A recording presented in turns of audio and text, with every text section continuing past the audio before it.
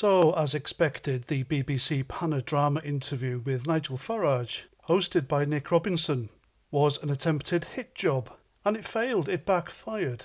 And by the way, Nick Robinson, has he been ill recently? Because I tell you what, the guy looks so unwell. And I'm not joking here, he looks dead. Just, he's forgotten to drop.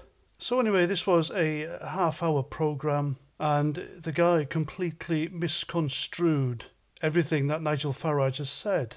For instance, the Ukraine war and Putin.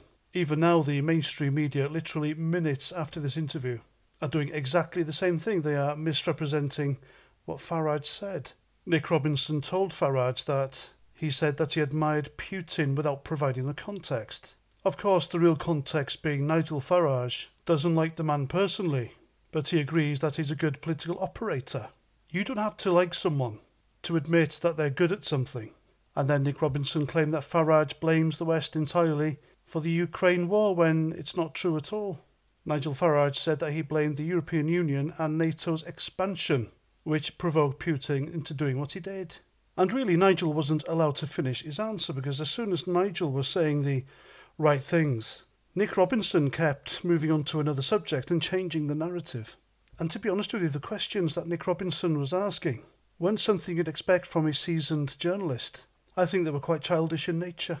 And besides, I thought Panorama had knocked it on the head ever since Tommy Robinson discredited them, along with John Sweeney. And then came the inevitable Brexit question, Nick Robinson claiming it was a failure, and Nigel Farage rightly pointing out that Brexit hasn't even been delivered properly by Parliament for it to be deemed a failure.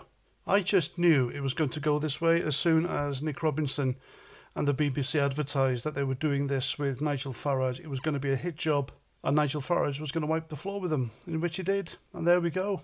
I'm Paz49. Thanks for listening, and until the next time, Roger Trout.